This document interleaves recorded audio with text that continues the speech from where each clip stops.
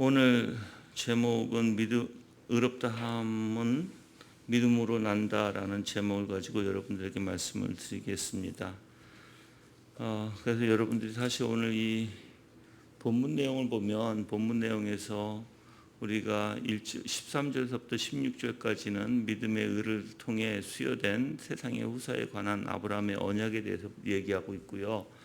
17절에서 22절까지는 아브라함을 의롭다 인정받게 만든 아브라함의 믿음의 실상에 대해서 말하고 있습니다. 그리고 23절에서 25절까지는 아브라함만이 아니라 예수 믿는 모든 자에게 적용되는 의롭다함, 바로 칭의에 대해서 말하고 있습니다.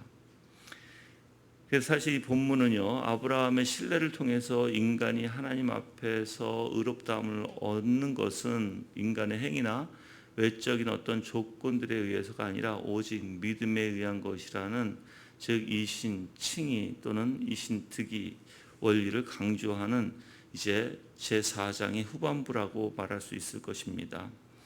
제가 말씀드렸듯이 우리가 신학적으로 이신 칭의라고 하는 것은 하나님이 우리를 의롭다 여겨 주십니다라는 것이고요. 이신 득이는 오직 믿음으로 의롭다함을 받는다라는 것이에요. 믿음으로 인간의 노력이 아니라. 여기서는 아브라함의 신뢰를 통해서 이제 하나님께 의롭다함을 얻는 것이 할례와 같은 어떤 외적인 조건과 관계없이요, 오직 믿음으로 말미암다는 이 이신 득이의 원리를 강조하고 있다라고 얘기합니다. 그래서 아브라함과 그의 후손이 이제 세상의 후사가 되리라는 언약을 받은 것, 그래서 율법의 행위와 관계없이 믿음으로 되리라는 것과 하나님께 의로 인정된 아브라함의 믿음의 내용, 그리고 하나님께 의롭다함을 받은 자에 대하여 언급하고 있습니다.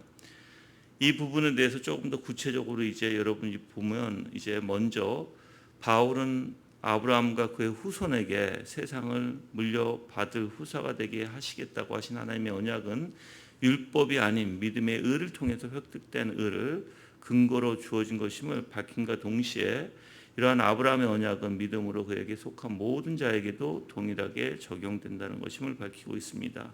이 부분이 아까 이제 전반전에 13절에서 16절까지의 내용입니다. 그리고 17절에서 21절까지의 이 내용은 이제 바울은 아브라함을 의롭다 인정받게 만든 그 믿음의 실상이 무엇인지 밝히고 있습니다. 바울이 강조하는 이 아브라함 믿음은 하나님을 창조와 부활의 주로 믿는 믿음이었습니다. 그리고 또한 22절에서 25절까지 이러한 아브라함의 믿음을 보시고 의롭다고 여겨주신 바로 그 하나님께서 구약에서 기록하신 그 아브라함 자신만이 아니라 바로 예수를 죽은 자 가운데서 살리신 하나님을 믿는 모든 신약의 성도들까지도 그 참된 믿음이 우리를 구원하신다는, 의롭게 하신다는 것을 밝히며, 사실 오직 믿음만으로 구원을 얻는, 믿음으로 우리가 의롭다고 얻는 것을 사실 그 진리를 강조하고 있는 것입니다. 그래서 오늘 이 13절에서 여러분들이 이제 보면, 이제 본문을 들어가서 13절에서부터 볼게요. 아브라함이나 그의 후손에게 세상의 상속자가 되리라고 하신 약속은 율법으로 말미암아 된 것이 아니라 오직 믿음의 의로 말미암아 된 것이다라고 얘기하죠. 여기서 약속이라고 얘기하는 이 단어가 바로 언약이라고 하는 단어죠. 근데 약속이 단어가 이제 영어에서는 물론 promise라고 이제 우리가 얘기할 수 있는데, 이 단어가 두 가지 헬라어가 있습니다. 하나는 에펜겔리아라는 단어이고 또 다른 단어는 히포스케시스라는 단어예요. 히포스케시스라는 단어. 그런데 이 히포스케시스라는 단어는요, 조건부로 주어지는 약속을 의미합니다. 예를 들어서 만일 내가 이런저런 약속을 하면 너 또한 이런저런 약속을 해라고 하는 어떤 조건부의 약속을 뜻합니다. 그렇지만 에펜겔리아라는 이 단어는 오늘 사실 여기서 써져 있는 단어예요. 이 에펜겔리아가, 즉 무조건적으로 만들어진 약속을 얘기합니다. 그래서 일방적인 호의에 의해서 무조건적으로 나오는 그러한 언약을 얘기합니다. 약속을. 이 약속은 당사자와 쌍방 간의 조건적 합의에 의해서 이루어지는 것이 일반적이죠. 그렇지만 하나님은 그렇지 않습니다. 하나님께서 쌍방의 조건이 아니라 일방적으로 하나님께서 어떠한 조건도 없이 무조건 인간과의 그 언약을, 약속을 성취하신 것입니다. 그래서 하나님으로부터 일방적으로 주어지는 약속이라고 우리가 표현할 수 있는 것입니다. 이러한 에펜겔리아라는 단어를 지금 바울은 하나님의 약속을 말할 때 사실 신약에서 계속해서 에펜겔리아라는 단어를 사용합니다. 그 약속에 관련해서는 두 가지의 증거가 있는데, 첫째는요, 약속의 내용은 이 세상의 후사가 되리라는 것입니다. 그래서 13절에 나오죠. 후손에게 세상의 상속자가 되리라라고 얘기하시죠. 예. 그 약속의 내용과 관계되는, 사실 이 본문을 번역하게 되면 그를 세상의 후사가 되도록이라는 뜻이 됩니다. 여기서 후사라는 것은요, 기업이라는 뜻이에요. 기업을 부여받을 자. 그 상속자라고도 여기서 표현했죠. 기업을 상속받을 자라는 뜻입니다. 근데 이제 여기에서 그럼 바울이 이 말이 구약 어디에서 나오는가? 즉 세상을 기업으로 물려받게 된다는 말이 무엇을 의미하는가? 이 부분을 여러분이 먼저 살펴본다면, 세상을 기업으로 물려받는다는 것은요, 1차적으로 아브라함이나 그의 후손이 약속의 땅 가나안을 기업으로 차지하게 될 것을 가리키는 내용입니다. 여기서 멈추는 것이 아니라 아브라함의 후손이 하늘의 별과 바다의 모래같이 많아질 것과 천하 모든 족속이 아브라함의 후손으로 오는 메시아를 통해서 복을 받게 되리라는 것을 의미합니다. 그 다음에 살펴볼 것이 구약의 어느 부분에서 이 부분이 나오느냐라는 것이죠. 사실 어떻게 보면 어떤 한 구절만 인용하는 것이 아니라 전체적으로 지금 바울은 구약의 전체적으로 살펴보고 있는 것입니다. 그래서 성경의 어떤 특정 구절을 인용한 것이 아니라 아브라함의 후손에게 임하는 복을 약속한 여러 구절들을 염두에 두고 말하는 것입니다. 유대인들은요, 하나님께서 말씀하신 하늘의 별과 같고 바닷가의 모래와 같이 번성하게 될 아브라함의 자손들이 육체적으로 그 혈통을 이어받아 자신들만이 지칭한다고 생각했습니다. 그런데 지금 바울은 지금 할례자이든 무할례자이든 오직 믿음으로 의롭게 된 모든 사람에게 해당된다고 선포하는 것입니다. 이게 11절에 나오죠. 그래서 아브라함과 함께 복을 받을 수 있는 그의 자손들은 혈통과 전혀 무관하고 오직 예수 그리스도를 믿는 사람들이 여기에 아브라함의 자손이라고 표현하는 것입니다. 자, 그러면 지금 유대인들에게는 지금 충격적이죠. 유대인들은 자기네들은 뭐예요? 혈통의 관계에 따라서 그들은 자기네가 상속받은 자로 여겼는데, 지금 바울은 그게 아니라 혈통의 관계없이 할례자나 무할례자나 이방인들이나 상관없이 그 누구든지 예수 그리스도를 믿는 사람이라면 바로 상속자라고 얘기하는 것입니다. 그 기업을 받을 자라는 것입니다. 우리가 여기서 기업받는다는 것은요, 오직 예수 그리스도께서 가지고 계신 모든 은혜를 우리가 받는다는 것이죠. 즉 예수 그리스도를 받는다는 것입니다. 예수 그리스도 안에 있는 모든 보화를 우리가 갖는다는 것입니다. 그게 기업의 의미고 상속의 의미입니다. 그래서 예수님을 믿어 구원받는 모든 이들이 아브라함의 자손의 계보에 자신의 이름을 올리게 되고, 또한 약속의 근거에서 율법이 아니라 믿음으로 인한 의를 받는다는 것입니다. 의롭게 된다는 것을. 자, 바울은 여기에 확신하고 있었습니다. 그래서 하나님의 값없는 은총과 아브라함의 완전한 믿음이라는 이 두 가지 사실에 의해서만 이루어진 것이라고 또한 확신하고 있는데, 이 언약이, 그래서 아브라함이 약속을 받은 시점은요, 모세의 율법이 주어지기 훨씬 이전이었고요, 믿음으로 말미암는 의가 유일한 근거였다라는 것입니다. 그래서 율법이 오기 전에 뭐가 있었어요? 믿음으로 인한 의가 먼저 있었다는 것이죠. 그래서 아브라함이 세상의 후사가 된 것이 율법이 아니라 믿음의 의로 말미암는 것인 것을 이 바울은 밝히고 있는 것입니다. 자, 14절에서 보면 만일 율법에 속한 자들이 상속자라면 믿음은 헛것이 되고 약속은 폐기되었을 것이다라고 얘기하죠. 자, 그래서 이 14절에서는 바울은 율법에 속한 자들, 그 율법의 행위를 따라 의롭게 되는 자들이 이제 율법을 따라 의롭게 되는 것을 가정할 때예요. 율법에 따라 의롭게 되는 걸 가정할 때 필연적으로 발생하는 중대한 문제들이 있죠. 율법에 의해서 의롭게 된다고 한다면, 자, 첫째는 믿음이 헛것이 된다는 것입니다. 율법에 따라 의롭게 되려고 하는 자들, 의롭다라고 만약에 가정했을 때 믿음이라는 것은 필요가 없게 되는 것이죠. 그렇죠? 율법에 따라 행위만 하면 되니까. 그래서 언약의 후사가 되는 것은 율법으로 말미암다고 생각하거나 주장하는 이들은 언약의 근거이자 칭의의 유일한 수단인 믿음을 이처럼 소용없는 것으로 만들고 있음을 분명히 사도 바울은 명시하고 있는 것입니다.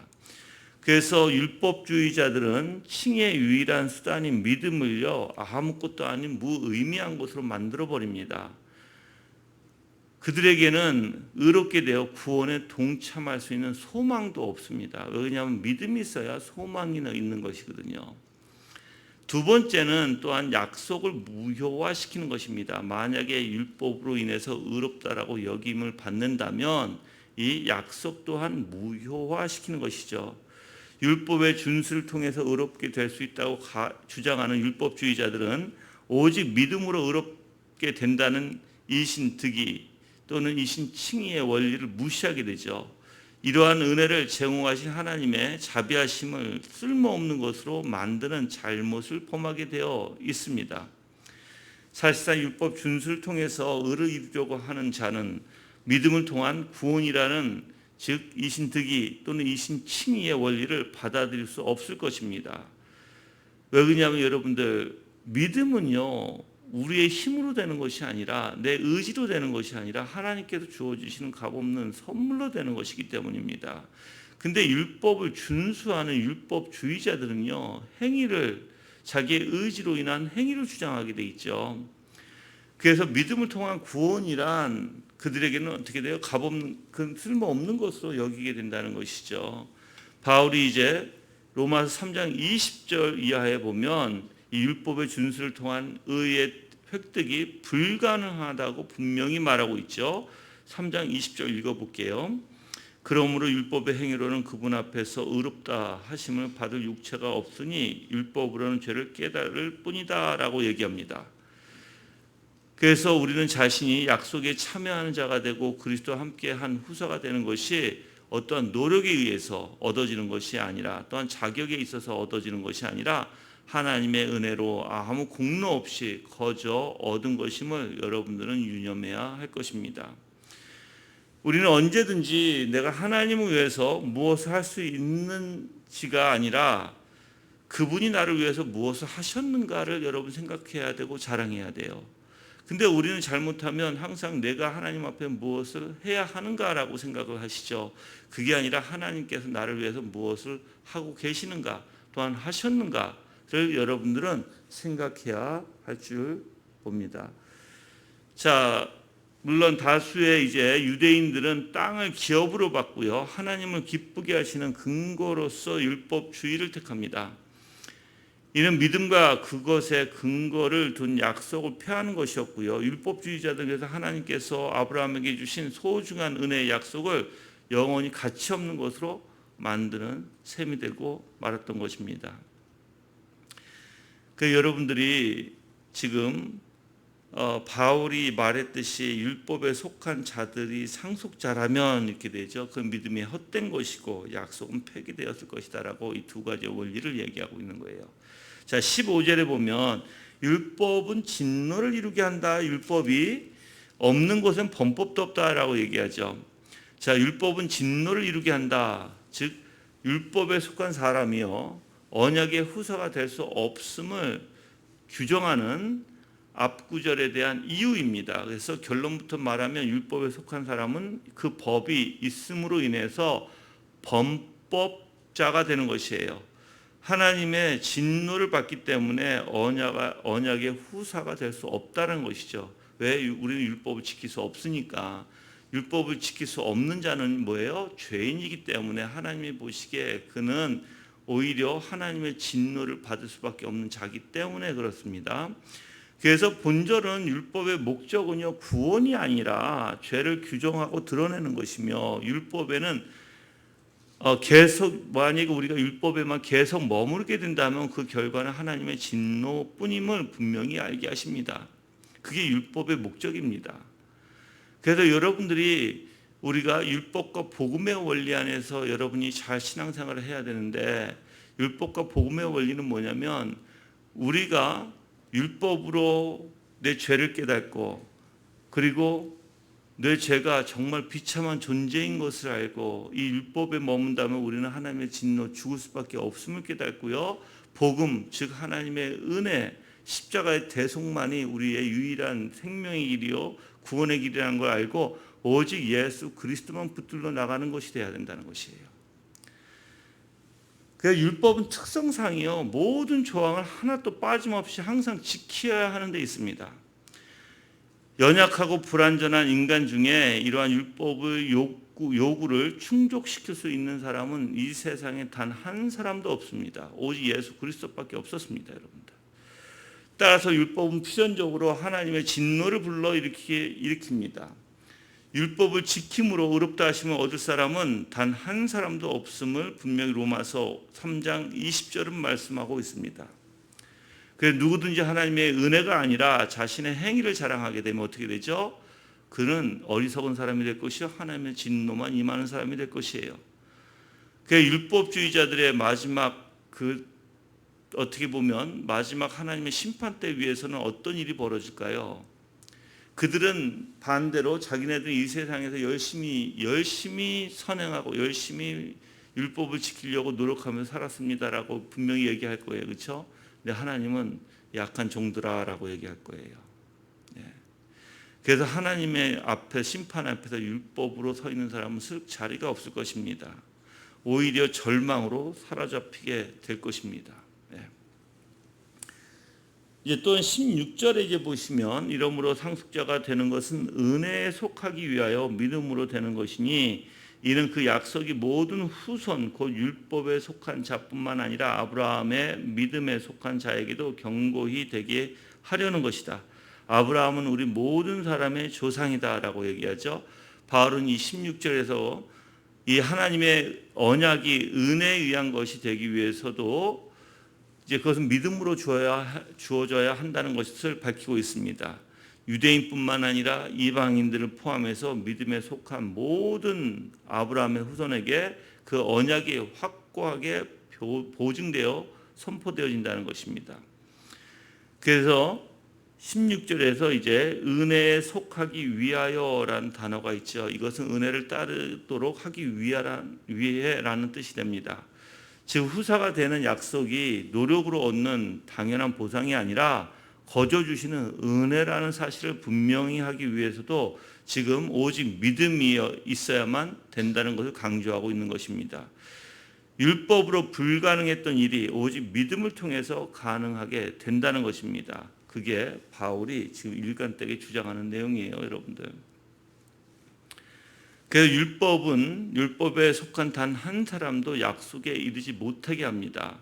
근데 반대로 은혜는요, 유대인이나 이방인이나 예수님을 믿는 모든 이들에게 바로 이 약속이 주어지게 되고 이르게 된다는 것입니다. 그 은혜라는 단어가 카리스라는 단어죠. 은혜는 호의, 선물 등을 또한 뜻합니다. 이제 히브리어에서는 헨이라는 단어를 쓰는데 은혜를 상황이나 선천적인 연약함으로 인해 어쩔 수 없는 상황에 빠져 있는 자를 강한 자가 와서 돕는 것을 묘사할 때 주로 사용하는 단어입니다. 물론 강한 자가 직접 와서 이 약한 자의 의존이나 요청에 의해 움직인다 할지라도요, 원천적으로 강한 자는 자신의 자발적 결정에 의해서 행동하고 있는 것이 바로 히브리어의 은혜라는 헨이라는 단어의 뜻입니다. 그래서 인간은 스스로 도무지 구원이 불가능한 상태에서 인간은 하나님의 도움의 손길을 절대적으로 필요하게 되어 있고요. 또한 하나님은 하나님의 주권적 의지에 따라 구원의 손길을 인간에게 내미는 것입니다. 즉 인간 스스로 하나님께 도움의 손길을 구하지도 못하죠. 그래서 어떻게 보면 여러분들이 하나님께서 처음부터 끝까지 전체적으로 은혜 가운데 우리를 다스려 주시고 인도해 주시지 않으면 구원이라는 건 없다는 것이에요. 즉 여러분들이 도움의 손길을 내가 손을 내밀지라도 이것 또한 하나님의 은혜 가운데 있어야만 내밀 수 있는 것이지, 여러분들이 만약에 도움의 손길을 우리가 정말 우리의 존재를 깨닫지 못하고 내 죄성을 모르고 여러분이 만약에 하나님께 도움의 손길을 내민다 할지라도 그건 거짓된 도움의 손길일 거예요. 그래서 여러분들 정말 하나님의 도움의 손길을 인정하는 자, 그것이 필요하다고 정말 아는 자, 그래서 정말 주님을 부르짖는 자, 그런 자에게 사실 주님께서 그 주권적 의지에 따라서 구원의 손길을 인간에게 내밀어 주시는 것입니다. 그래서 구약에서 은혜라는 이 단어는요, 종종 선택에 있어서 하나님의 값없이 주는 은사라는 의미로 사용되어 있습니다. 신약에서는 대다수의 이 바울에 의해서 이 단어가 쓰여졌는데, 즉 카리스라는 단어가 예수 그리스도 안에서 곧 그분의 대속적 희생 죽음 안에서 발생한 하나님의 확실한 구원 행위를 나타내고 있다고 설명하고 있습니다. 그래서 바울의 서신들, 즉 바울의 편지들 속에서 카리스라는 은혜라는 단어가 인간의 구원의 근본 동인으로 등장하는 사실을 우리는 주목해야 할 것입니다. 우리가 하나님의 구원 약속을 참여하게 되는 것은요, 즉 은혜로 되는 것이지 우리 자신의 행위와는 전혀 무관한다는 것을 영원 불변의 진리로서 성경에 기록하고 있는 것입니다. 바울이 바로 그 카리스라는 단어를 사용해서 쓰고 있다는 것입니다. 그 약속은 하나님께서 값없이 주어지는 것을 인간의 그 믿음의 작은, 어떻게 보면 정말 연약하고 정말 보잘것없는 손으로 받는 것이에요.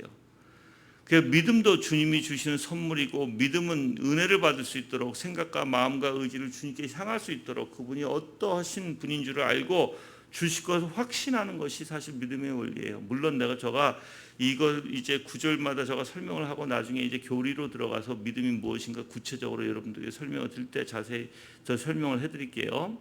예. 근데 여러분들 믿음이라는 것은 조건부가 될 수 없습니다. 믿음은요, 하나님이 주시는 선물입니다. 그래서 만약에 인간의 공의로 인한 믿음이 아니라 사실 은혜로 인한 믿음이 되는 것이고요. 또한 약속을 받은 유일한 조건은 바로 믿음에 있다는 것입니다. 약속을 받는. 그래서 그러면 믿음이 있는 자가 약속을 받겠죠? 또한 믿음은 어떻게 온다고요? 하나님이 주시는 선물이라고요. 우리의 공로에 의해서 이어진 게 아니라고요, 여러분들. 그래서 예수 그리스도를 믿는 모든 이들은요, 육신적 혈통과 무관하게 다 아브라함의 자손이 된다고 갈라디아서 3장 7절은 말씀하고 있습니다.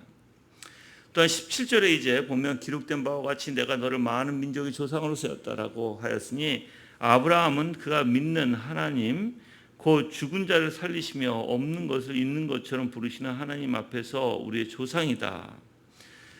지금 17절부터 22절까지에서는 아브라함이 인간으로서는 도저히 불가능한 때에 아들을 얻은 것은 하나님의 능력으로 말미암은 것이지만 동시에 아브라함의 믿음의 결실이기도 하다는 것을 보여주고 있는 것입니다.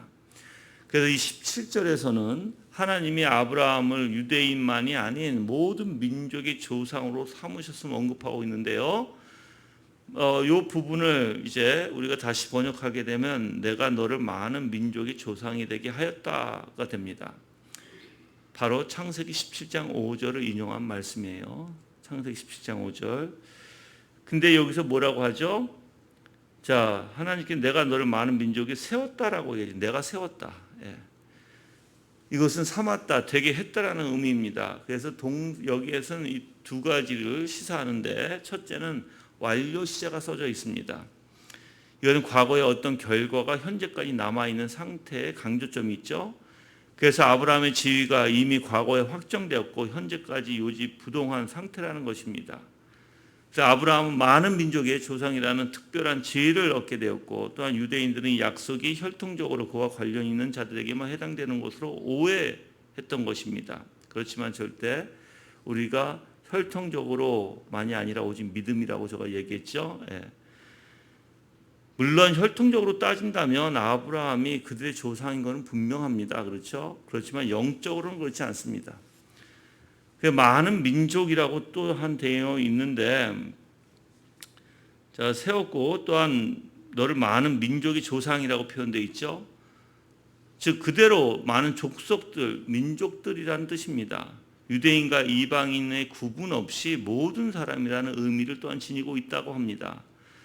신학적으로 엄밀히 따지면 예수 그리스도를 믿는 사람들만 포함되어 있는 것이죠. 아무리 이방인이라도 믿음으로 말미암는 자들은요, 바로 누가 세웠다고 하는 것입니까? 바로 내가 세웠다, 바로 하나님이 세웠다라고 얘기하시는 것입니다. 그래서 아브라함과 함께 복을 받을 수 있도록 하나님께서 그를 인도하실 것이고 그에게 모든 충만으로 채워주실 줄 믿습니다. 유대인이라 할지라도 믿음으로 말미암지 않는 이들은요, 내가 세웠다 하시는 이 말씀에서 제외될 것입니다. 표면적인 유대인들은요, 그들이 혈통적으로 아브라함의 후손일지라도요, 하나님께서 아브라함에게 약속하신 유업과 전혀 무관한 사람이 되는 것입니다. 두 번째는요, 이 동사에는, 세웠다라는 동사에는 인칭이 1인칭 단수인 사실을 알 수 있는데 그 주체가 누구라고요? 바로 세우신 주체가 전능하신 하나님이심을 보여주고 있습니다. 그래서 아브라함이 믿는 모든 이들 조상이라는 자리에 앉게 된 것은요, 하나님으로 말미암아 되어진 일이라는 것입니다. 하나님께서 아브라함의 믿음을 보시고 그 많은 조상의 민족의 조상이라고 이미 하나님께 자리를 정하셨고 앉히셨습니다. 또한 하나님께서는 오늘날 예수 그리스도를 믿는 모든 이들도 아브라함과 함께 복을 받을 후사라고 그 자리에 앉히신 것입니다. 이 지위는 누가 주셨죠? 하나님께서 주신 지위입니다. 그 믿음이 없이는 그 누구도 앉지를 못합니다. 믿음이 없이는 그 누구도 예수 그리스도와 함께 할 수 없고 아브라함의 자손이라고 후사라고 우리는 불리지도 않을 것입니다. 또한 여기서 이제 두 가지의 원리를 나타내는데 17절에서요. 즉 곧 죽은 자를 살리시며 없는 것을 있는 것처럼 부르시는 하나님 이렇게 표현하죠. 죽은 자를 살리시며 없는 것을 있는 것처럼 부르시는. 그래서 바울은요, 아브라함이 많은 민족의 조상이 된 것을 밝힌 바가 있습니다. 그래서 사실 이 부분에서 아브라함이 믿는 대상이 이제 누군지를 분명히 밝히고 있어요. 부활과 창조의 능력을 가신 하나님이라고 밝히고 있는 것입니다. 그래서 첫 번째는 뭐예요? 죽은 자를 살리시며, 바로 부활을 얘기하죠. 두 번째는 없는 것을 있는 것처럼 부르시는 하나님, 창조의 하나님이시라는 거예요. 그래서 아브라함은 자신의 나이가 100세가 되어서 자식을 가질 소망이 완전히 끊어진 상태였어요. 그럼에도 불구하고 아브라함은 뭘 믿었다고요? 죽은 자를 살리시며 없는 것을 있는 것 같이 부르시는 부활과 창조의 능력을 가진 하나님을 믿었다라는 것입니다. 근데 여러분들, 제가 이 공부하면서 느낀 게 뭐냐면 성경에 보통 믿음의 사람들이 하나님을 믿었다 할 때 이 두 가지를 믿어요. 이 두 가지, 즉 부활의 역사의 하나님, 그리고 모든 것을 창조하신 하나님, 이 두 가지를 믿어요. 그 능력을. 그래서 이러한 믿음을 통해서 자신의 마음에 생기는, 어떻게 보면 우리가 어렵고 힘든 상황 가운데 이겨낼 수 있는 것이 바로 이 두 가지의 믿음이라는 거예요. 부활의 하나님과 창조주 능력의 하나님이시라는 거예요. 자, 한번 볼게요, 여러분들. 아브라함이 가졌던 믿음이 바로 그런 믿음이라는 것이죠. 이 믿음은 바라는 것들의 실상이요 보이지 않는 것들의 증거라고 히브리서 11장 1절은 가르치고 있죠. 그래서 불가능하게 생각되는 것들을 가능성을 부여하는 특별한 능력입니다. 즉 아브라함에게는, 자 보세요, 여러분들, 죽은 자를 살리시는 부활의 하나님이요, 또한 없는 것을 있는 것처럼 부르시는, 즉 창조하시는 능력을 가진 하나님이시라는 거예요. 그래서 아브라함에게는 이 믿음이 자신의 큰 재산이었습니다. 큰 재산. 예. 그래서 여기서 이제 아브라함은 믿음의 대상인 하나님을 이제 아까도 말씀드렸듯이 죽은 자를 살리시는 능력을 가진 분이심을 첫 번째로 그가 밝히고 있습니다. 근데 여기서 살리시며라는 단어를 좀 살펴볼 텐데요. 살리시며라는 단어는 살리다, 생명을 주다 등의 뜻의 단어입니다. 그래서 하나님 불가능해 보이는 상황에서도 한계를 초월해서 생명을 주시는 분임을 나타내요. 즉 불가능해 보이는 상황에서도 한계를 초월해서 생명을 주시는 분. 그러니까 아브라함이 그걸 믿은 거예요. 아브라함은 여러분들 사라와 아브라함은 아기를 가질 수가 없는 나이였어요. 근데 뭘 믿었다고요? 불가능해 보이는 상황에서도 한계를 초월해서 생명을 주시는 분. 그래서 아브라함은 이삭의 출생을 통해서 하나님의 이러한 능력을 또한 체험하죠. 그리고 또한 나중에 이삭을 어떻게 했어요? 이삭을 번제로 바치라고 할 때 뭘 믿고 바칩니까? 바로 부활의 하나님을 믿고 바쳤던 것이죠. 그래서 여러분들이 부활의 하나님을 믿는 것이 엄청 우리에게 힘이 되고 용기가 되는구나라는 걸 아셔야 되고요. 전능하신 분은 인간의 생명을 임의로 주관하시기 때문에 수명을 단축하거나 연장하는 일은 말할 것도 없이 죽은 자들을 다시 살리시기도 합니다. 그래서 우리는 목숨을 매이지 않아요. 우리의 목숨은 주님 앞에 맡기고요. 내가 죽으나 사나 오직 주님을 위해서 살아가는 것뿐입니다. 그래서 여러분들이 정말 이러한 부활의 소망을 가지고 살아가시는 분들은 목숨에 연연하지 않아요. 여러분들 하나님 앞에 맡길 것입니다. 그래서 하나님은 아브라함에게 하신 약속을 이루시기 위해서 이 월경이 끊어져 버린 사라의 태를 소생시키죠. 그래서 이삭을 선물로 주셨던 것입니다. 즉 죽은 자와 같았던 아브라함, 죽은 자와 같았던 사라에게 약속의 자녀를 주신 전능하신 하나님이시라는 것을 경험했다는 것입니다. 또한 그가 믿었다는 것입니다. 여기에서는 두 번째로는 아까도 얘기했죠. 없는 것을 있는 것처럼 부르시는 하나님, 창조주 하나님이시죠. 이것을 직역하게 되면 이렇습니다. 존재하지 않는 것들을 존재하는 것처럼 부르시는이다라는 표현이 되어 있어요. 그래서 하나님의 창조하시는 능력을 나타내는 것으로 원천적 의미에서는요, 창조의 능력이 없는 인간은요, 이 능력을 완전하게 이해하지 못한다는 것이죠. 생물과 무생물의 생성 및 보존은요, 하나님의 창조적 활동에 의한 것입니다. 우리의 눈으로 보이지 않는다 해서 하나님의 능력이 존재하지 않는 것이 아니죠. 우리는 다만 그걸 볼 수 없을 뿐이에요. 그런데 하나님이 말씀하셨다면 그건 뭐예요? 그건 사실일 것입니다. 그리고 그것은 분명히 확증으로 드러날 것입니다. 무엇이든지 하나님 말씀하셨다면 분명히 이미 존재한 것이나 다름이 없습니다, 여러분들. 그래서 그러한 창조주의 하나님의 능력을 여러분이 믿으셔야 된다는 것이에요. 자, 부활의 능력을 가지신 전능하신 하나님, 또한 창조주, 즉 없는 것을 있다 하시고 부르시는 하나님을 여러분은 믿으셔야 됩니다. 만약에 여러분들이 그런 부활과 창조주 하나님의 능력을 믿는다면 여러분의 삶 속에서 사실 못할 게 없죠. 왜 그러냐면 내가 그것을 믿고 하나님의 뜻대로 하나님의 방법대로 하나님이 원하시는 삶을 산다면 내 뜻이 아니라 내 뜻을 다 내려놓고요. 그렇다면 우리는 못할 게 없어요. 왜 못할 게 없을까요? 하나님께서는 정말 그런 능력을 가지고 계신 분이기 때문에 그래요. 우리 교회를 봐도 여러분들 마찬가지일 거예요. 여러분들이 우리 교회를 보면 조금 더 실감 나실 거예요. 우리 교회가 여러분들 부평에서 작게 시작해서 정말 개척교회죠. 누구도 오지 못할 그런 교회였어요. 요즘 2층에는 아자키아라는 음식하고 술을 파는 장소였고 3, 4층이 이제 교회였는데 그것도 아주 자그마한 교회였죠. 그러한 외딴 곳에 정말 낙후된 곳에서부터 시작을 해서 정말 몇 년을 걸쳐 오면서 준비되었을 때 하나님께서 또한 성내로 건물을 사서 이사가게 하시고 한 푼도 없었죠.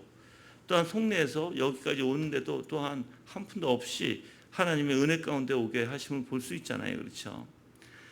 그 모든 것이 여러분들은 우리 눈으로 불가능해 보이지만 하나님의 눈에는 다 가능합니다. 하나님의 뜻이라면 그 능력이라면 일으키십니다. 문제는 뭐냐면 내가 그것을 믿지 못한다는 것이에요. 내가 그것을 믿지 못해서 내 마음을 두지 못한다는 것입니다.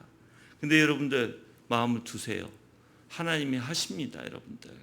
하나님이 하신다는 것은 잘 생각하세요. 그냥 여러분들이 갑자기 어떤 기적이 생겨서 뿅 하고 그게 나의 것이 된다, 그게 아니에요.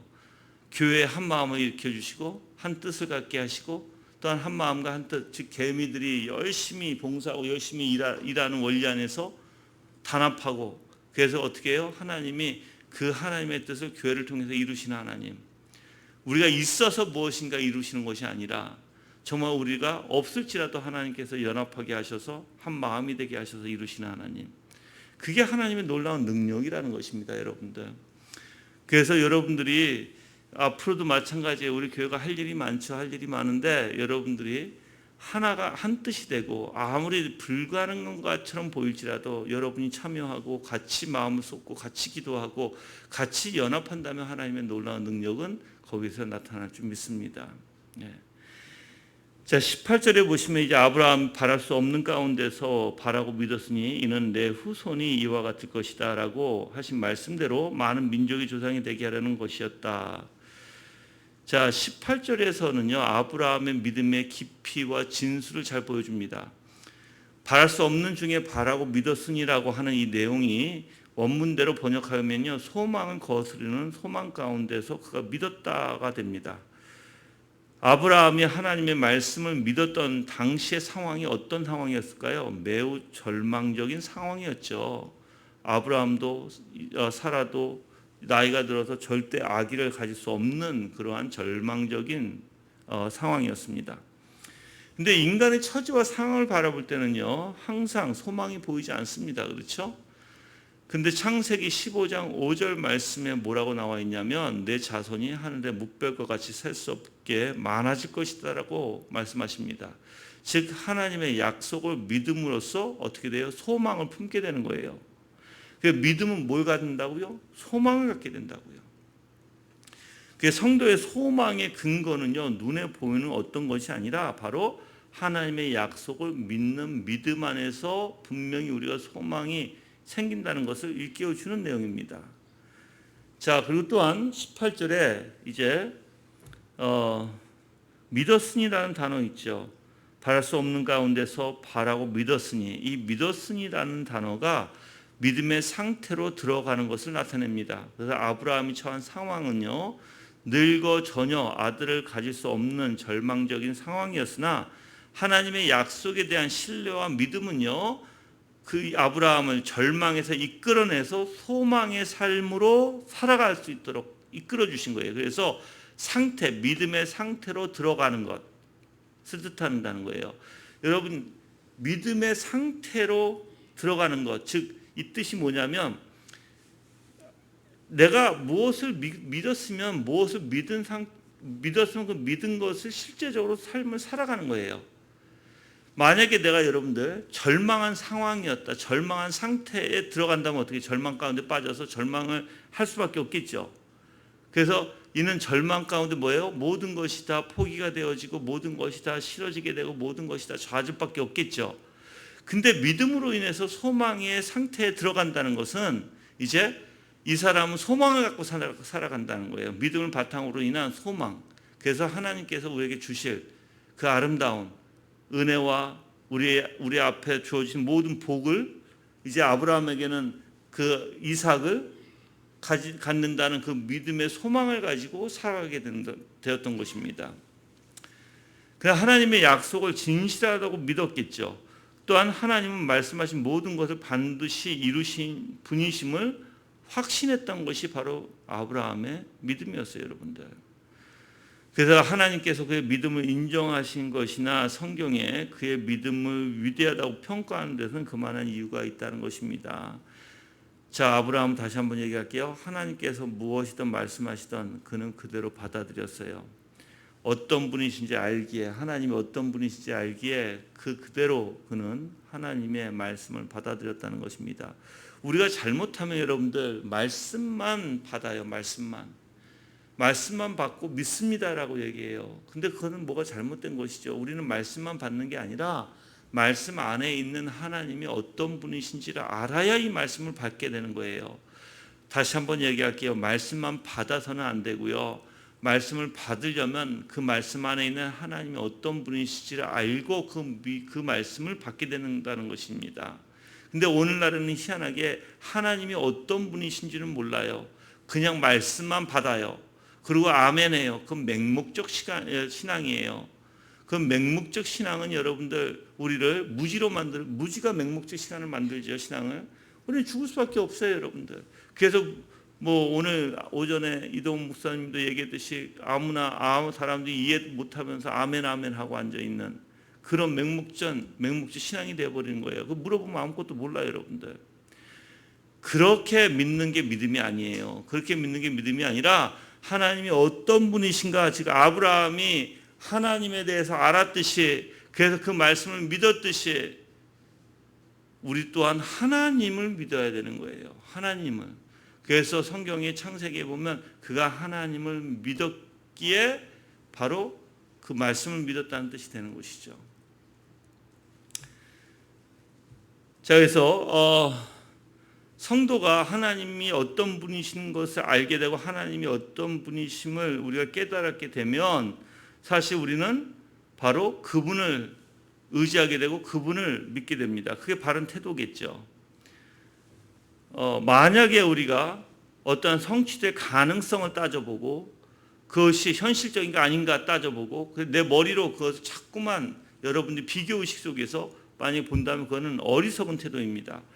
언제든지 우리는요, 그 전능하신 하나님과 신실하신 그 하나님, 그 말씀의 권위를 지니신 하나님, 무엇이든 창조하실 수 있고 죽은 자도 부르시는 하나님, 그분을 여러분들이 그분의 권위, 그분의 신성을 여러분이 훼손하지 않고 여러분이 온전히 믿으셔야 할 줄 믿습니다. 만약에 그렇지 못하면 여러분들 어떻게 될까요? 우리는 항상 이게 돼? 이게 어떻게 돼? 하고 자기의 기준에서 다 생각하기 때문에 오히려 하나님의 그 전능하심과 성실하심, 신성을 모독하게 되는 일이 될 것입니다. 여러분들 우주 천지 만물은요 하나님의 말씀에 따라서 창조되었습니다. 지금도 하나님의 말씀에서 붙들고 계시는 것입니다. 예. 자, 19절 보시면 그는 백세나 되어 이미 자기 몸에 죽은 것 같고 사라의 태 또한 죽은 것 같음을 알고도 믿음이 약해지지 않았고. 자, 이 19절에서는 사실 18절과 더불어서요 아브라함의 환경을 초월한 믿음에 대해서 묘사합니다. 약해지지 않았다고 하는 표현을 보면 약해지다 힘이 없다라는 표현인데 그렇지 않다라는 것이죠. 즉 믿음에 있어서 약한 상태가 아니었다라는 것입니다. 또한 그가 알고라고 표현하죠. 알고도 그 죽은 것 같음을 알고도라고 표현했어요. 자, 분명히 알고도라는 건 숙지하다, 깊이 생각해 보다라는 것입니다. 즉 아브라함이 직면하고 깊이 숙고해 본 현실은요 어땠어요? 늙어서 생식 능력이 다 망가지고 다 생식 능력이 없는 것이에요. 그게 현실이에요, 현실. 그렇지만 아브라함은 자 이렇게 여기서 뭐라고 표현됐냐면 죽은 것 같음을 알고도, 그렇죠? 또 몸이 죽은 것 같고라고 표현했어요. 그럼에도 불구하고 어떻게 했어요? 믿음이 약해지지 않았다라고 얘기합니다. 자녀를 낳을 수 없었습니다. 그들의 생식 능력으로는 절대로 임신할 수 없었던 것입니다. 그게 확실히 그 현실이에요, 그게 여러분들. 그럼에도 불구하고 아브라함은 하나님의 하신 약속, 즉 자식을 주어서 후사를 잇게 하시겠다는 약속을 믿어서 의심치 않는 믿음의 사람이었다는 것입니다. 또한 그 아브라함은 언제든지 하나님의 말씀을 그대로 받아들였고요. 그래서 신앙이 그로 하여금 하나님과 올바른 관계에 있도록 만들었다는 것입니다. 여러분들 하나님의 약속을 우리가 받아들이려면 참된 믿음만이 받아들일 수 있는 것입니다. 진정한 믿음은요 오직 그 하나님의 말씀을 있는 그대로 수용하고, 왜 그래요? 그 하나님이 어떤 분이신지 아니까 그 말씀에 초점을 두는 게 아니라 그 말씀 안에서 말씀하시고 계시는 하나님이 어떤 분이신 거에 초점을 두는 게 바로 믿음의 원리예요, 여러분들. 그래서 인간적인 관점에서 볼 때는요 심히 어리석게 보이죠, 지금 그 나이에. 그렇죠? 그럼에도 불구하고 흔들림 없이 오직 죽은 것 같지만 하나님만 의지하고 하나님의 약속을 굳게 신뢰했던 아브라함의 믿음을 우리가 볼 수 있습니다. 그래서 우리가 성경에서는 많은 믿음의 사람들을 우리가 볼 수 있죠. 사실 믿음을 가지고 이제 아브라함이 죽은 몸이에요. 둘 다 살아도 지금 생식 기능이 죽었고 자기도 생식 기능이 죽었어요. 그걸 바라보면 절망이 나오죠. 그런데 아브라함은 하나님을 바라보고 하나님을 믿었기에 하나님이 어떤 분이신지 알았기에 뭐가 생겼다고 했어요? 소망이 생겼다고 했어요. 그의 삶은 기뻤을 거예요. 그의 삶은 기다렸을 거예요. 그의 삶은 하나님이 언제 주실까 하는, 그래서 간절한 마음속에서 기쁨으로 살았을 거예요. 왜 그러냐면 그게 이제 믿음으로 들어가는 삶이 됐기 때문에 그래요, 여러분들. 믿음의 상태의 삶은요, 하나님을 의지하는 삶이 되고 하나님께서 약속하신 베푸는 것을 기대하며 사는 삶이 되는 거예요, 여러분들. 반대로 여러분이 현실 속에서 살게 되면 절망밖에 없는 삶이 살죠. 지금도 마찬가지예요. 여러분이 사는 가운데 지금도 현실이다 보면 절망 가운데 빠질 수 없고 이게 어떻게 되는지 이해가 안 가고 할 거예요. 근데 하나님께서 우리에게 주신 약속을 믿는다면 어떤 약속이에요? 여러분들, 그래서 우리가 좀 이런 부분들을 좀 구체적으로 저는 설명해 보고 싶은 이유가 뭐냐면, 여러분의 신앙에 정말 삶 속에 도움이 되기를 원해서 그래요. 만약에 한번 이렇게 볼게요, 여러분들. 여러분이 지금 회사에서 문제가 심각한 일들이 있어요. 잘 안 풀리는 일들, 가정에서도 안 풀리는 일들이 있어요. 하나님 뭘 약속해 주셨을까요? 여러분 생각에는 그 약속이 잘 기억이 안 날 수도 있어요. 하나님 뭘 약속하셨지? 하나님은 첫 번째 우리를 정금같이 만들 것이다 라는 약속하셨고, 내가 너와 함께 하리라 라고 약속하셨고, 우리가 예수 그리스도 안에서 더욱더 예수 그리스도의 형상으로 닮아가게 하시는 모든 약속을 하셨어요. 그럼 여러분들 그런 상황 가운데서도 하나님의 말씀을 약속을 믿는다면 뭘 믿으셔야 돼요? 이 가운데서도 분명히 나를 가르치실 것이고 나를 이끄실 것이고 나와 동행할 것이고, 그래서 내가 잘못된 것을 고치게 하실 것이고, 또한 내가 참된 믿음으로 쓸 수 있도록 하나님 분명히 인도해 주신다는 그 약속을 믿어야 되겠죠. 그럼 상황에 빠지는 게 아니라 하나님의 역사를 바라보게 되죠. 하나님이 또한 나를 통해서 어떤 역사를 통하실까? 저 자매와 저 형제를 통해서 어떻게 나를 또 다스려 주실까? 또한 이런 상황 가운데서 하나님께서 어떻게 역사하셔서 이걸 어떻게 변화시켜 주실까? 그런 기대가 있게 되잖아요, 여러분들. 근데 사람에게는 기대하지 않아요, 여러분들. 왜? 사람에게는 기대할 게 하나도 없으니까. 근데 하나님께 기대하게 되겠죠. 예. 그래서 우리 청년들도 마찬가지예요. 지금 우리 청년들도 지금 다 시집장가 갈 나이가 됐는데 시집장가를 못 가니까 좀 답답하고, 또한 시집장가를 못 가니까는 여자가 어디 있는지 남자가 어디 있는지 궁금할 수도 있고, 그렇죠? 근데 그건 상황을 보는 거예요. 상황을 보는 거예요. 상황을 보면 답답하죠, 다 진짜로. 상황을 보면 까마득하죠. 왜? 교회를 봐도 내 마음에 드는 사람이 없고 바깥을 봐도 이건 만날 수 있는 상황도 아니고 깝깝하죠. 상황을 보면 그게 아니라 하나님이 신실하신 하나님이 어떻게 약속하셨다고요? 내가 너 결혼시켜 줄게. 절대 그 약속 안 하셨어요. 그런 약속이 아니에요. 결혼하라고 약속해요. 결혼은 좋은 거고 하나님께서 결혼을 분명히 아담과 하와를 맺어주셔서 결혼하신 건데 내가 너 꼭 결혼시켜 줄게 이런 약속이 아니에요. 그렇죠? 그런 약속이 아니라 하나님께서 내가 너를 정금같이 만들어 줄게. 지금 이런 상황 가운데서도 내가 너에게 기쁨이 될 것이고 내가 너와 동행할 것이고 내가 너를 버리지 않을 거야. 그럼 여러분들은 어떻게 해야 될까요? 남자를 찾는 것이 아니고 여자를 찾는 것이 아니고 그 나를, 즉 나를 다스려 주셔서 나를 준비시켜 주시고 나를 정말 정금같이 만들어 주신 하나님께 기대가 되어야 되잖아요. 그러다 보면 결혼은 어떻게 돼요? 당연히 올 때 오게 되는 것입니다. 그래서 여러분들 그런 걸 생각하면 하나님이 나를 어떻게 빚어주시고 어떻게 만들어 가실까? 지금 상황을 그 가운데 그렇게 빚어주시는 가운데 하나님께서 어떻게 이 상황들을 하나님께서 정말 어떻게 보면 우리가 반전이라고 얘기하죠. 지금 이런 상황을 어떻게 반전으로 이끌어 주실까? 그런 생각을 하셔야 돼요, 여러분들. 저 또한 마찬가지예요. 우리 자식들이 지금은 소망이 없어 보여요. 우리 자식들이 아무리 여러분들 지금 보면 매일 말씀만 피우는 것 같고 지금 어떻게 보면 자기 멋대로 사는 것 같아요. 그게 현실이에요. 그렇죠?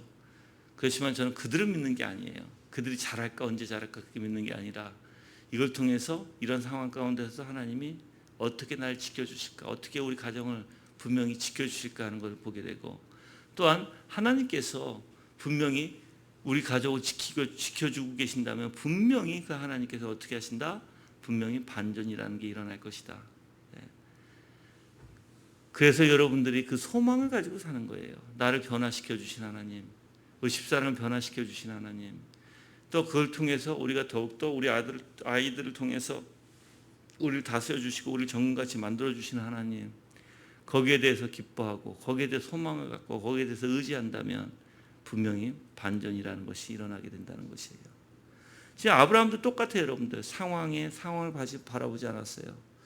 오직 상황 가운데 누굴 바라봤어요? 하나님의 약속을 바라봤어요. 그래서 여러분들도 말씀을 통해서 약속이 무엇인지 더 여러분이 신뢰해야 될 줄 믿습니다. 예수님도 그런 일들을 하셨죠. 그래서 하나님의 말씀과 약속을 온전히 믿고 신뢰하는 이들은요, 현실이나 상식이 주는 절망을 충분히 극복할 수 있을 것입니다. 그래서 예수님도 회당장 야이로의 죽은 딸이 회생하리라는 기대는 현실적, 상식적으로 불가능했죠. 마가복음 5장 35절에 나온 내용이에요. 야이로의 딸, 죽은 딸을 소생시키는 역사, 그렇죠? 근데 뭐라고 말씀하시냐면 예수님이 두려워 말고 믿기만 하라 이렇게 얘기했어요. 누굴 믿으라는 거예요? 주님이 어떤 분이신지를 알고 주님을 믿으라는 것이죠. 죽었다 살았다 그걸 보는 게 아니라 내 딸이 죽었다 그 현실에서 벗어나서 주님이 어떤 사람인지 어떤 분이신지 보라는 것이죠.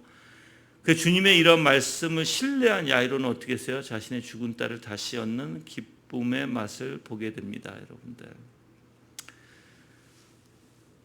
여러분들, 무엇을 믿으라고 하신 말씀인가 우리가 좀 생각해 보면, 아까도 말씀드렸듯이 믿음은 주님이 어떤 분이신 것을 믿는 것이 믿음이에요. 오늘날의 믿으라고 말씀을 아까도 말씀드렸지만 어떤 성경 구절 문장을 남용해서 그냥 어떤 성경 말씀을 내가 받았다라고 얘기하죠. 근데 그 배경에 계시는 하나님을 모르고서 맹목적으로 얘기하는 사람들이 있습니다. 그래서 그들은 어떻게 돼요? 그 성경의 문장 그대로 그 구절 그대로 받아들이면서 이렇게 될 줄 믿습니다라고 기도하게 되죠. 그래서 아멘 아멘 하죠. 이것이 현실이에요, 현실. 근데 그들은 하나님을 모르고 그리스도를 알지 못하는 사람들입니다. 참된 믿음을 가질 수 없는 사람들입니다.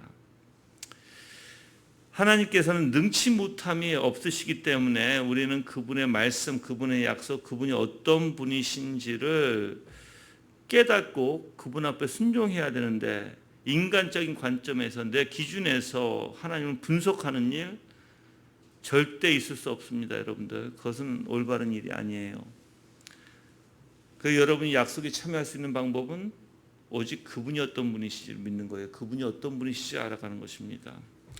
이 10절에 보면 믿음이 없어 하나님의 약속을 의심하지 않고 오히려 믿음에 견고해져서 하나님께 영광을 돌렸으며 라고 얘기하죠.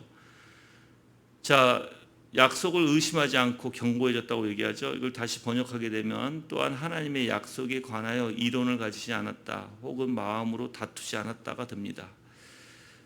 의심치라는 이 단어가 하나님의 약속에 관해서 아브라함이 취한 확고한 입장을 잘 드러내는데요.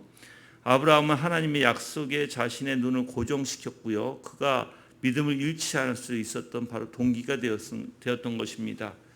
자, 그러면 한번 이렇게 볼게요, 여러분들.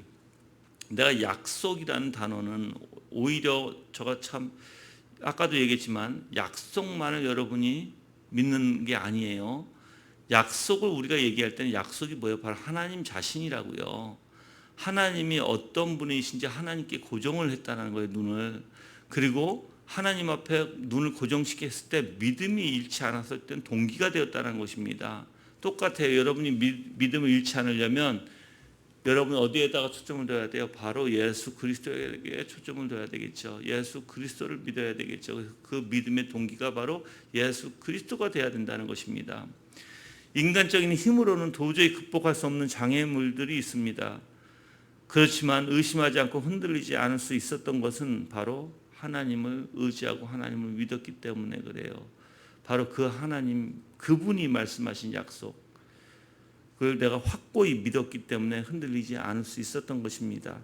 절망적인 현실에서도 불구하고요, 흔들리거나 요동하지 않도록 바로 붙들어 주시는 분이 누구시다? 바로 그 하나님이시다라는 것입니다. 그래서 여호와 하나님께서 어떤 분이신지 아브라함은 그 하나님을 믿었다는 것이죠. 그 또한 견고해져서라는 단어가 있는데 이 단어 또한 능히 할 수 있게 하다, 매우 힘있게 하다라는 뜻을 지니고 있습니다. 또한 수동태로 써져 있어서 그 주체가 하나님이심을 굳게 세워주시는 주체가 바로 하나님이심을 나타내 보이고 있습니다. 불가능해 보이는 현실과 상관없어요. 여러분들 항상 현실에 초점을 두지 마세요. 하나님에 의하여 그 하나님의 어떤 분이신지 그분을 믿기에 우리는 어떤 삶을 살 수 있어요? 역동적인 삶을 살 수 있는 것입니다. 이처럼 여러분들 믿음을 가진 사람들은요, 절망을 뛰어넘는 사람들이에요. 절망을. 그래서 약속의 성취를 바라보고요, 그게 소망이니까, 그렇죠? 그래서 하나님 앞에 영광을 돌리며 살아가는 삶이 될 것입니다. 그래서 믿음을 가진 사람들은 절망이 없어요. 현실을 뛰어넘기 때문에. 분명히 그거 아세요? 아무리 힘들어도 여러분들 절망하지 마세요. 사실 절망은 믿음의 부재에서 생겨나는 것이 바로 절망이에요. 교회 안에서 주님의 이름을 부르면서 절망에 빠져 있는 이들이 있죠. 근본적으로 뭐예요? 믿음이 없는 데 문제가 있는 것입니다. 믿음은 소망에 근거한 마음의 평화, 그리고 하나님께 영광을 돌리는 삶을 위해서 꼭 필요한 요소입니다. 아브라함처럼 하나님의 약속이 무엇이든지 이에 대한 이론을 가지지 않으며 마음으로 다투지 않는 사람, 주저하거나 망설임 없이 수용하는 이들은요, 하나님의 약속에 참여해서 하나님께 영광을 돌리는 사람들이 될 것입니다. 21절에 이제 보시면 약속하신 그것을 또한 능히 이루실 것이라고 확신하셨다. 자, 아브라함은 하나님을 전능하시고 신실하신 분으로 여기고요. 이제 아브라함이 자신에게 하신 약속을 능히 이루실 것을 확신했죠. 그래서 21절에서는 아브라함이 하나님께서 이제 약속하신 일을 능히 하실 수 있는 굳은 확신에 도달했음을 우리가 좀 읽어볼 수 있죠. 약속하신 것을 뭐 했어요? 또한 능히 이루실 것을 뭐 했다고요? 확신했다고 해요. 확신. 믿음은 확신 가운데 이루는 것이 믿음이에요, 여러분들. 그 믿음이 확신 가운데 이루지 못하면 우리는 믿음이라고 할 수 없는 것입니다. 약속을 소유했을 뿐만 아니라 성취될 것임을 완전히 아는 사람 같이 행동했다는 것이에요. 그래서 약속에 참여하려면 꼭 이것이 필요하죠. 약속만 가지고는 부족하고, 아까도 얘기했죠. 어떤 말씀을 믿어 그래서 믿습니다라고 하는 것 가지고 부족하고, 그것을 성취해야 하실 것을 확신해야 되는데 그 하나님이 어떤 분이신지 알고 거기에 따른 행동들, 거기에 따른 반응들이 나와야 되겠죠. 그게 참된 믿음이죠, 여러분들. 그냥 말로만 믿는다가 아니라. 모세도 마찬가지예요, 여러분들. 모세가 이제 애굽을 이제 떠나서 이스라엘을 이끌었습니다. 근데 이스라엘 백성들이 그 가나안 땅에 들어가지 못한 게 뭐예요? 하나님을 믿지 못했기 때문에 그래요. 하나님이 어떤 분이신지를 알지 못했기 때문에. 하나님의 약속은요, 하나님이 어떤 분이신 것 같이 일치가 되는 것이에요.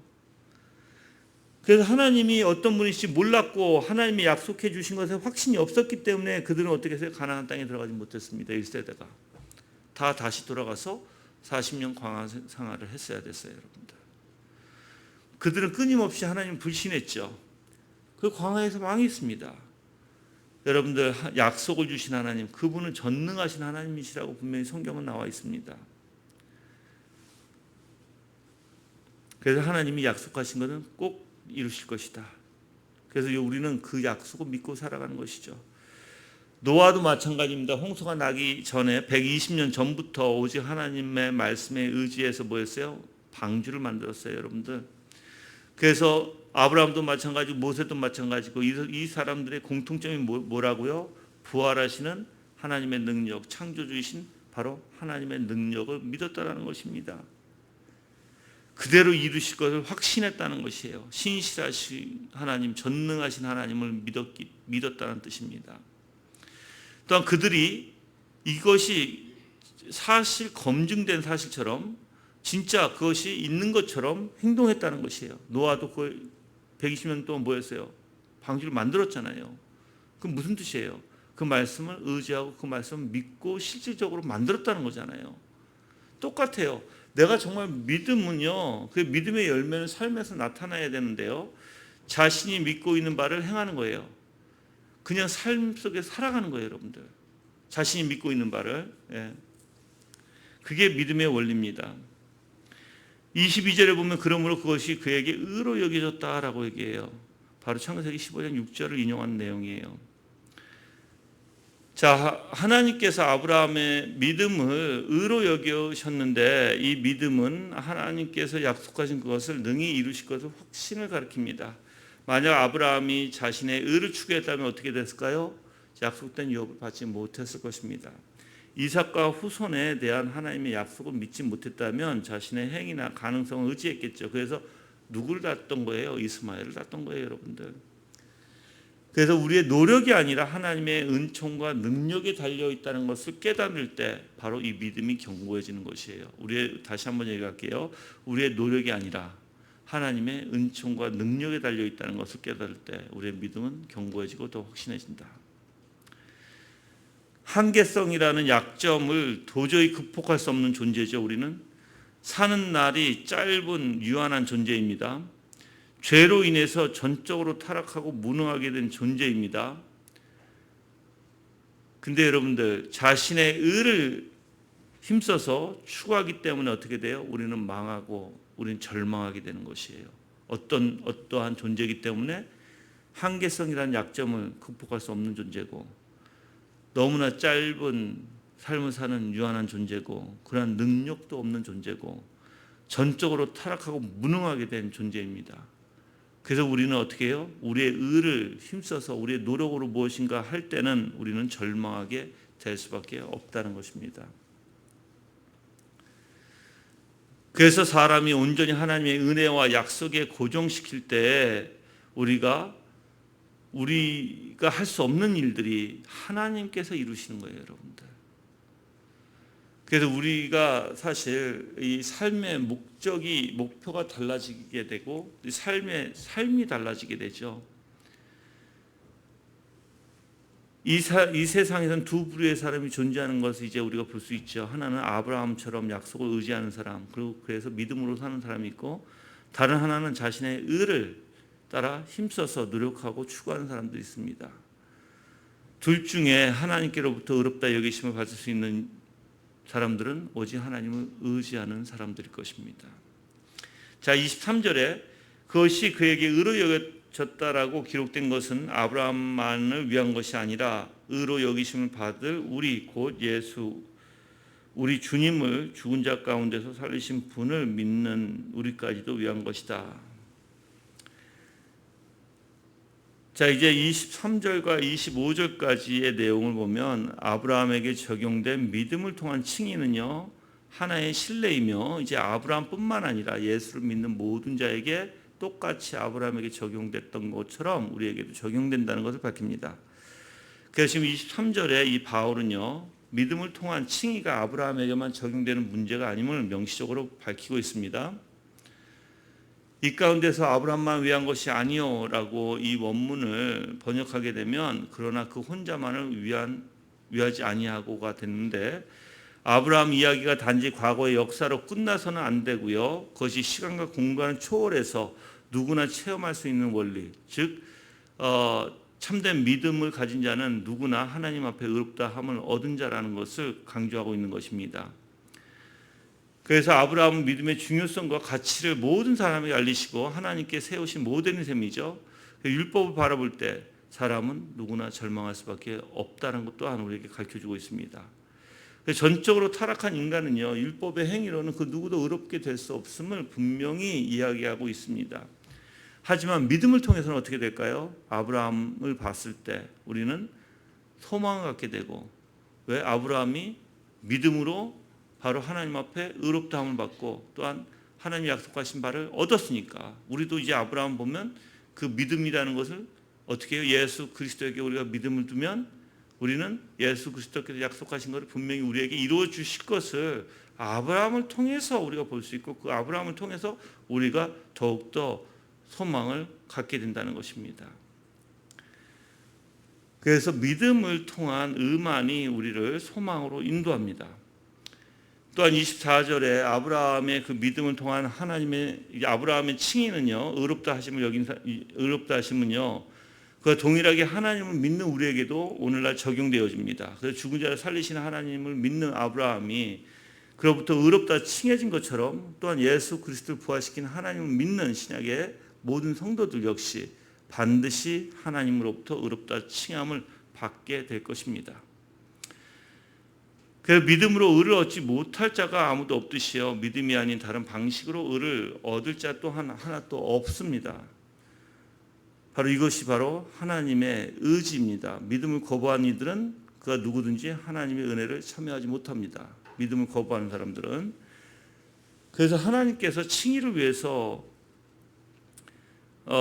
당연히 믿음을 우리에게 주시죠. 의롭다함을 여겨주시기 위해서 믿음을 우리에게 주시는 것인데, 바로 바울이 여기서 강조하는 것이 바로 예수 그리스도를 죽은 자 가운데서 다시 살리신 그 사실을 믿는 믿음을 강조하고 있습니다.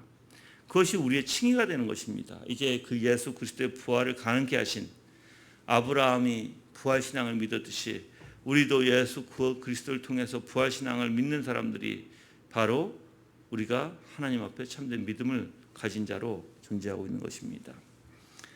그래서 25절에서는 예수님은 우리의 범죄 때문에 내어줌이 되시고 또한 우리를 의롭다 하시려고 살아나셨다라고 얘기하죠. 그래서 25절에서는 예수 그리스도의 죽으심과 부활이 우리 믿는 자들의 속죄와 칭의를 위한 것임을 요약하고 있습니다. 그 내어줌이 되고라는 이 단어는 기본적으로 넘겨주다, 제공하다, 버리다라는 뜻입니다. 헬라어에서 율법적 의미로 쓰여지기도 했어요. 그래서 법적으로 데려오다, 죄수를 인도하다라는 뜻으로 또한 사용되었습니다. 우리가 주목해야 될 것은 뭐냐면, 신약에서 바로 이 동사, 즉 내어준다는 이 동사가 심판이나 죽음에 넘겨주다라는 의미로 쓰였다는 것입니다. 근데 이상하게 예수 그리스도의 순환에 이런 단어가 사용되었어요. 루터는 이 단어를 희생하다라는 뜻으로 표현했습니다. 넘겨주다, 내어주다라는 뜻이.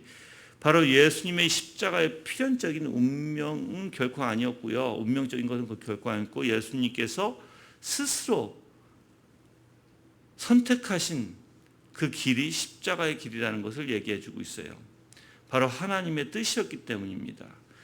하나님께서 우리의 범죄함 때문에 그 아들을 대속제물로 죽음에 버리기로 작정하셨습니다. 그 예수님께서는 아버지의 의와 같이, 아버지의 이러한 뜻과 같이 쫓아서 기꺼이 십자가의 죽음의 그 고난을 감내하신 것입니다. 그래서 25절에 우리의 범죄 때문에 내어졌다고 표현하죠. 우리의 범죄 때문에.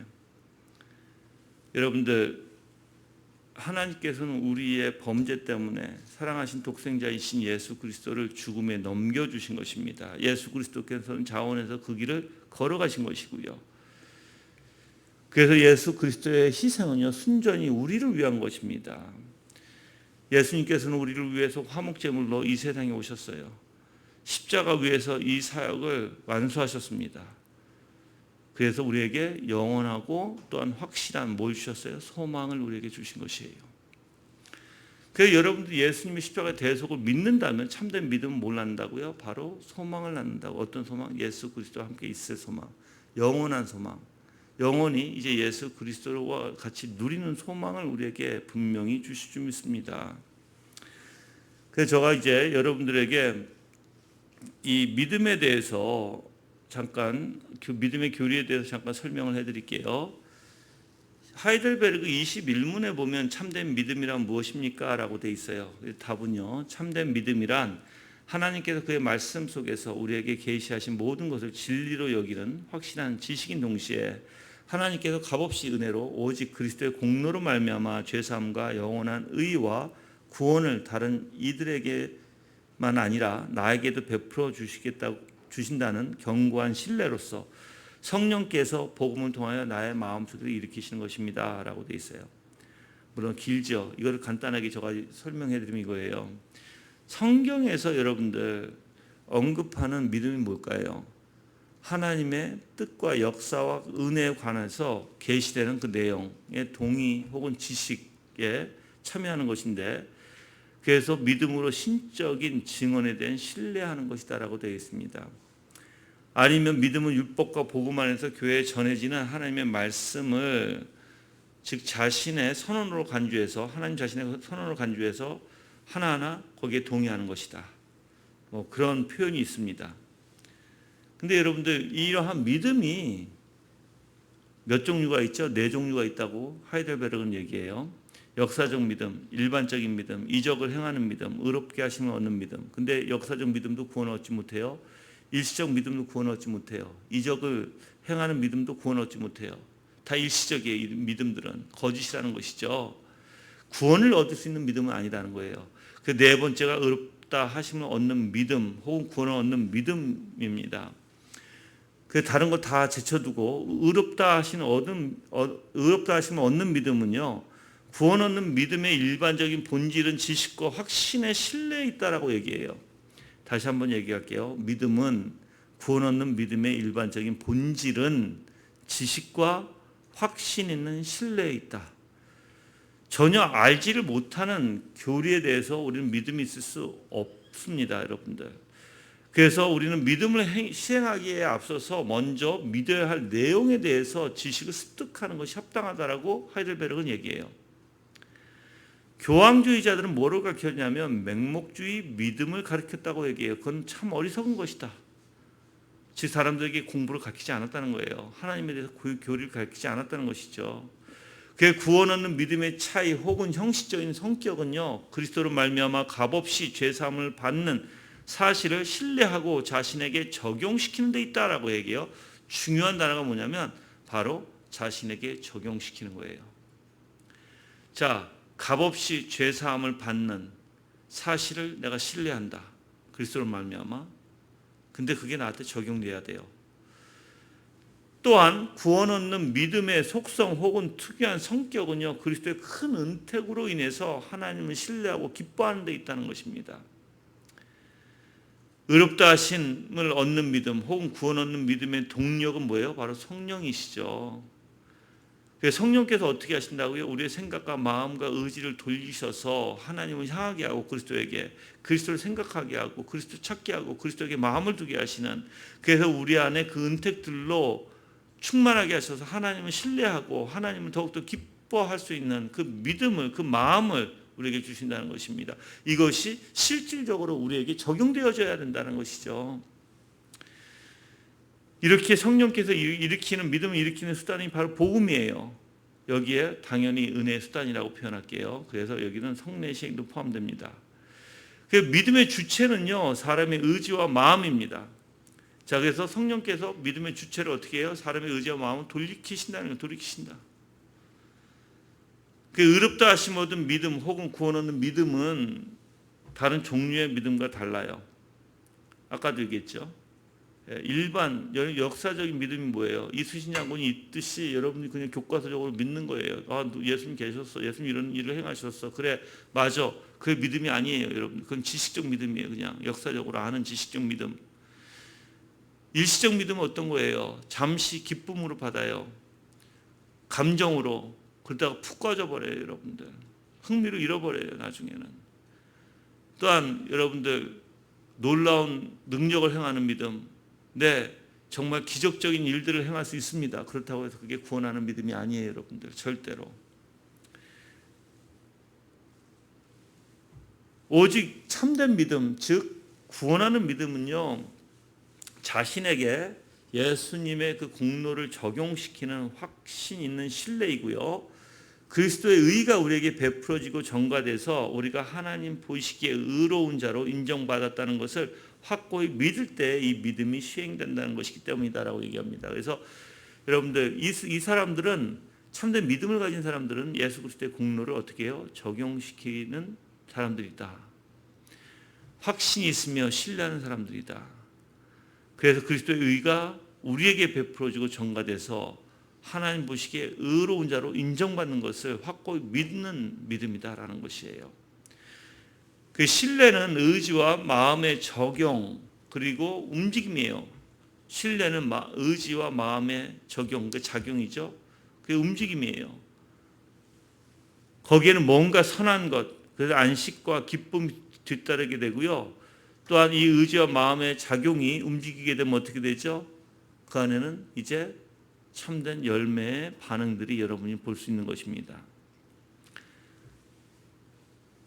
여러분들 믿음을 소유한 자들, 그러니까 소유한 자들, 믿음을 소유한 자들은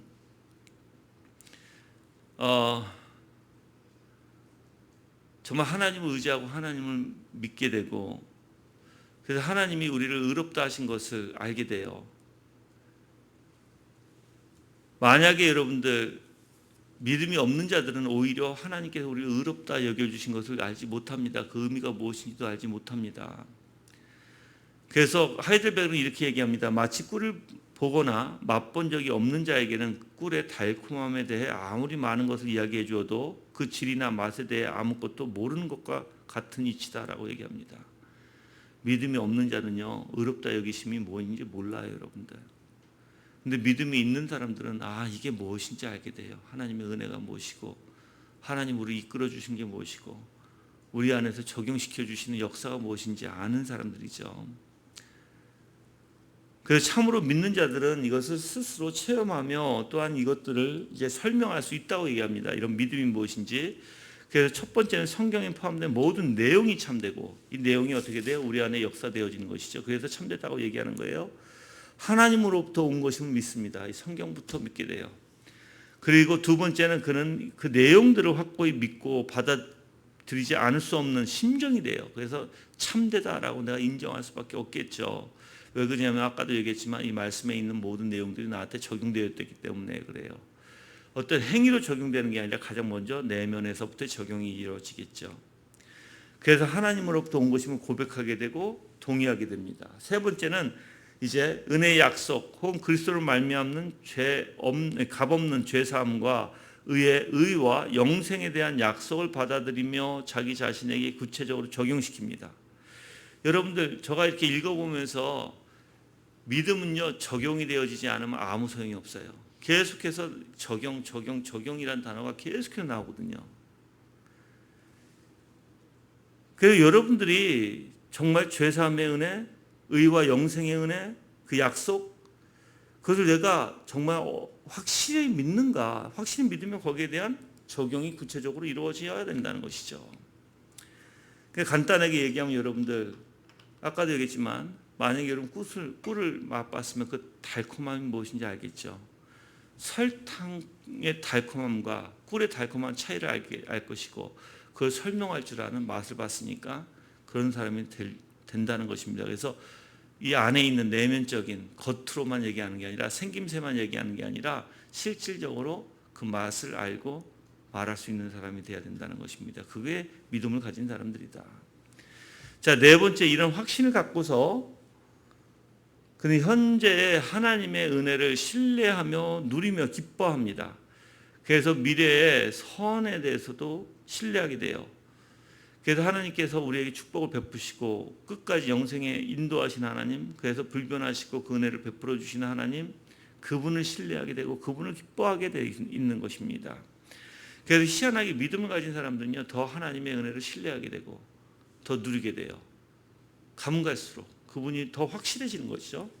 다섯 번째는 은혜를 바라볼 때 마음속에서 기쁨이 일어나요. 그리고 모든 지각이 뛰어난 양심의 평안을 느껴집니다. 여섯 번째는 단 하나 예외도 없이 하나님 모든 계명들을 순종하기를 진정으로 사모하게 돼요. 그래서 하나님 앞에 순종을 사모하게 된다는 거예요. 반대로 얘기하면 죄를 싫어하게 돼요. 순종으로 향하게 되겠죠. 마음이, 생각이, 온통. 또한 하나님께 그로 하여금 무슨 일을 당하게 하시든지 기꺼이 뭐로 견디냐면 인내로 견뎌요. 하나님 의지하고 하나님 믿고 인내로 견디게 됩니다. 그래서 의롭다 하심을 얻은 믿음을 소유한 자는요, 세상과 마귀의 반대에 절대 굴하지 않고요, 자기에게 요구되는 일을 이행하게 되어 있습니다. 그래서 상황에 빠지지 않아요, 이 사람들은. 여러분들. 그래서 참되게 믿는 자는 이 모든 일을 스스로 체험하고요, 또한 모든 일들을 스스로 체험하는 자는 참되게 믿는 자가 된다라고 하이델베르크는 얘기하고 있어요. 또한 믿음과 소망에 대해서 간단하게 말하면 믿음은 현재의 선을 붙잡는 것이에요. 현재의 선, 바로 예수 그리스도 붙들고 부단 숫어가는 일에 해당이 될 것입니다.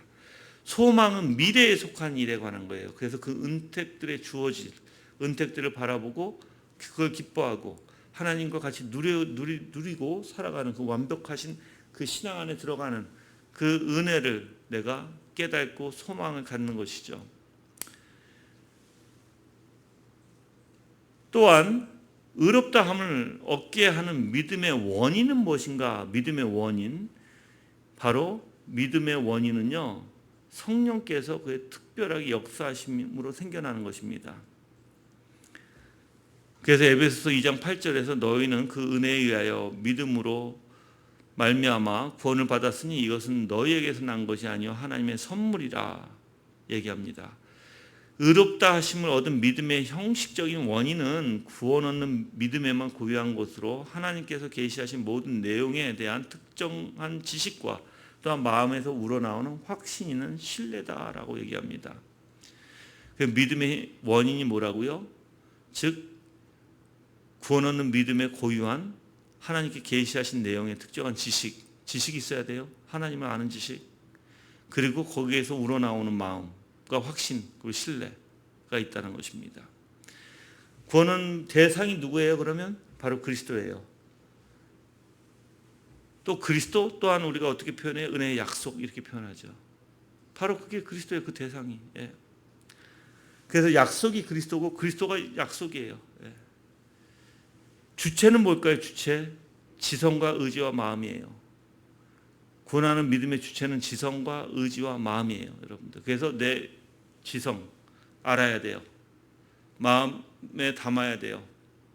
의지로 움직여야 돼요. 그래서 지정의 이렇게 표현하죠. 전인격을 뜻해요. 전인격이 어떻게 돼요? 적용되어져야 돼요. 전인격에, 내 삶에. 그래서 믿음의 목표 또는 최종적 원인은 무엇일까? 하나님의 영광입니다. 그래서 우리가 이 하나님의 영광이 뭘까? 다시 한번 풀어서 얘기하면 하나님의 의로우심, 그 선하심, 그 긍휼하심을 드러내는 거예요. 우리의 삶 속에서. 그리고 이제 구원이 거기에 대한 열매로 따라오게 되는 것입니다. 그래서 여러분들 내가 하나님의 영광을 봤을 때 어떻게 된다고요? 거기에 나타난다고 그랬잖아요. 내가 하나님의 영광을 봤을 때 그냥 머무는 게 아니라 그 영광을 본 것을 그대로 우리는 표현하게 돼 있고 그대로 우리 삶 속에 적용하게 돼 있다고요. 그래서 우리는 그 상태 속에 들어가서 그 상태에 살게 돼 있다고요, 여러분들. 자, 믿음의 효과들은 무엇인가 볼게요. 믿음의 효과들은 첫째, 하나님 앞에서 의롭다 하심을 얻어요. 그게 믿음의 효과예요. 두 번째, 하나님을 기뻐하는 것과 양심의 평안입니다. 우리는 하나님 기뻐하게 돼요. 하나님이 어떤 분이신지 그 선하신 하나님 보니까 마음에 기쁨이 되죠. 그리고 내 마음에 평안이 생깁니다. 내 양심에. 세 번째는 회심, 중생, 그리고 전적인 순종이 생깁니다. 회심의 역사가 있죠. 중생하죠. 전적인 순종의 역사가 생기게 되고 성악 가운데 살게 되죠. 네 번째는요, 세상적인 은사들과 영적인 은사들의 증가와 이 은사들을 믿음으로 받아들이는 것 등, 그래서 믿음의 속한 결과들이에요. 자, 영적인 은사들이 어떻게 돼? 증가돼요, 증가. 우리 삶 속에 살면서 참된 믿음은요. 예. 자, 마지막으로는 믿음은 누구에게 주어지는가? 오직 택한 자들에게만 주어진다. 심지어 유아들까지도 택한 자라면 주어진다라는 것입니다.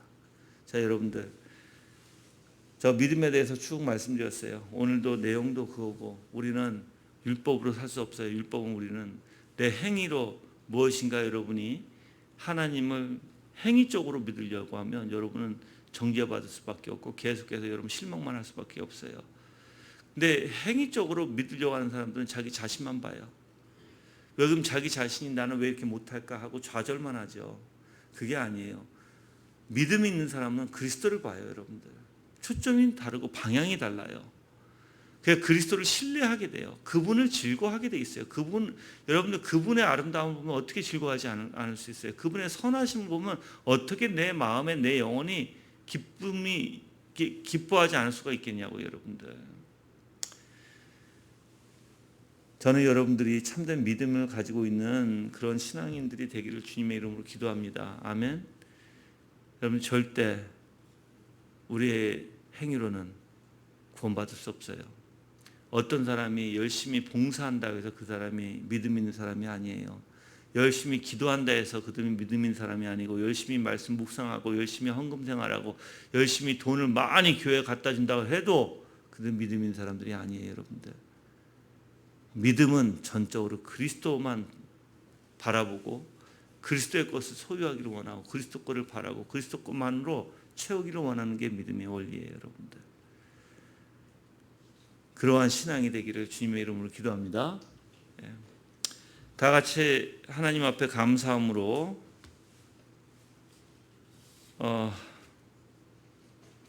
드리는 기도 잠깐 하겠습니다. 여러분들이 하나님 앞에 정말 우리가 여지껏 우리를 인도해 주신 하나님, 나를 붙들어 주신 하나님, 나만을 지켜주시고 또한 내가 오늘날에도 이렇게 어렵지만 하나님의 말씀에 굳게 쓸 수 있도록 나를 인도해 주신 하나님 앞에 감사하며 다 같이 합심으로 기도하는 시간 갖겠습니다.